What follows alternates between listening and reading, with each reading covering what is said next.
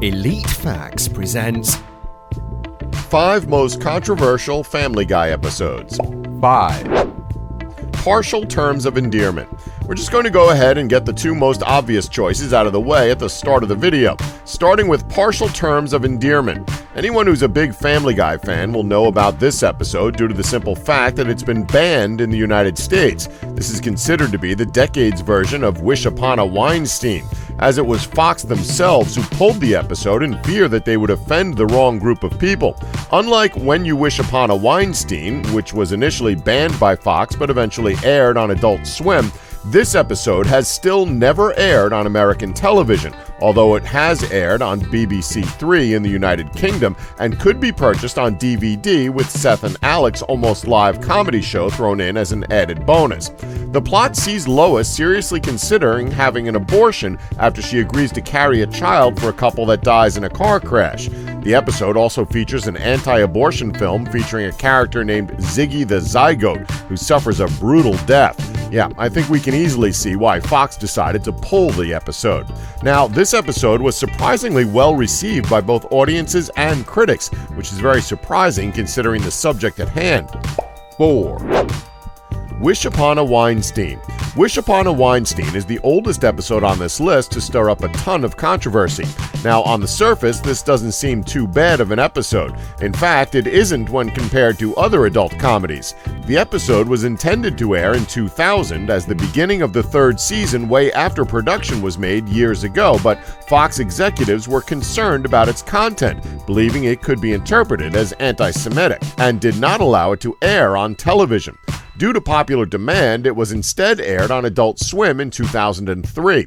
The premise of this episode centers around Peter and his family facing financial ruin. Because of this, he does what any logical person would do, wish upon a twinkling star in the night sky for a Jewish person. After a wonderfully insulting ballad, Peter gets what he prayed for. A member of the tribe arrives at his doorstep. Originally, this episode was pulled from the airing schedule by Fox, who deemed it too inappropriate for public consumption. Times, of course, have changed and it has in fact been aired, but this episode has certainly not come without its share of controversy. In 2007, the Bourne Company, owners of the song When You Wish Upon a Star, actually sued Family Guy for copyright infringement for the comedic take on the tune. The case was eventually thrown out by a judge. Ironically, Fox would later release an episode in 2009 called Family Goy that would delve even further into offensive Jewish stereotypes. 3. Screams of Silence, a Brenda Quagmires Story. Now, personally speaking, this episode is just downright disgusting and how they tackle such a controversial and serious subject. Yes, we know we're talking about Family Guy here, but it's possible to have both humor and deliver a serious message to those watching out there. It's possible, but instead they decided to take the shock value route that they always take. In Season 10, Family Guy dedicated an entire episode to the delicate topic of domestic abuse, when Quagmire discovers that his sister Brenda is being systematically beaten by her boyfriend. As you'd probably expect, the reviews were universally negative and the criticisms even harsher, including Taran R. Moore of Ology, who stated, quote, "The Family Guy writing staff needed a new way to get out a bunch of pent-up misogyny and anger." It should really be no surprise whatsoever that this episode was destined for controversy from the get-go, considering how touchy of a subject it is. Admittedly, and this has also been pointed out by critics as well, guest star Caitlin Olsen of It's Always Sunny in Philadelphia fame does get a few laughs as her character Brenda always comes up with the lamest and convoluted excuses for her partner's violence. One thing we can say about this episode is how the writing staff do take shots at those who witness domestic abuse themselves, like having Joe say, quote, "Sorry, police policy is that we can't step in until it's too late." So in a way, this episode does show some effort in terms of what the police and bystanders are doing wrong, but the rest of the episode is just so inappropriate and bitter. 2. Quagmires Dad.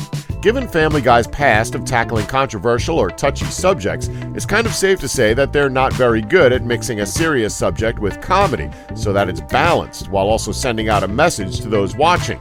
I mean, look at the previous episode on this list. This is another example in which they took a touchy subject and decided to use it for shock value. The story is as follows. When Quagmire's father returns to Quag, Peter and Joe assume he's gay, but we later find out that Quagmire's dad is a transgender woman and that he plans on having gender reassignment surgery while in Quag. The episode also includes a subplot in which Brian ends up having sex with Quagmire's dad. Many viewers and critics have made comparisons between Quagmire's Dad and the mishandled film I Now Pronounce You Chuck and Larry.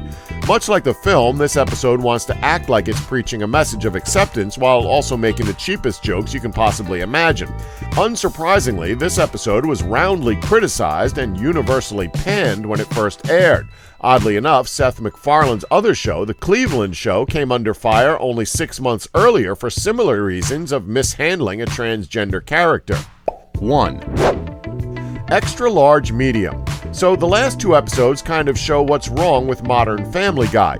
It mishandles real-life issues and adds in shock humor to get a cheap laugh. This is essentially what Family Guy is all about these days. However, every so often, Seth MacFarlane and his writing team manage to put out a good episode that tackles certain issues appropriately. Extra Large Medium is one of those episodes. On the surface, this episode looks like it's taking a cheap shot at people with Down syndrome. However, it clearly isn't the case when actually watching it. After Chris and Stewie go missing during a family hike in the woods, Chris makes a promise to ask a girl in his class out if they get rescued. Soon after being rescued, Chris does what he promised and asks out a classmate at his school named Ellen, who has Down syndrome, and eventually takes her on a romantic date. It must be said that Extra Large Medium was pretty well received with critics, as they claimed that this episode was a pleasant surprise. Todd Vanderwerf of the AV Club commented that he felt that the Chris plotline was, quote, hung together in a way that storylines usually don't on this show, adding that, quote, I'll give the show points for both degree of difficulty and pulling off something I didn't think it would. Regardless of this, however, this episode is still shrouded in controversy. The episode generated significant controversy. Former governor of Alaska and 2008 Republican vice presidential nominee Sarah Palin, who is referenced briefly in the episode as being the mother of Ellen, took offense to the episode's portrayal of Down syndrome due to her son's diagnosis with the disorder. Andrea Faye Friedman, who was also diagnosed with Down syndrome and portrayed the character of Ellen, publicly refuted Palin, instead supporting executive producer and series creator Seth MacFarlane, who defended the episode and was also supported by Bill Maher, the host of Real Time. The episode got more criticism from the Parents Television Council during its original broadcast. Did we leave any out? Who are we kidding? We've probably missed plenty of controversies. Let us know in the comments below. And thanks for watching. Don't forget to like us and subscribe for more Elite Facts.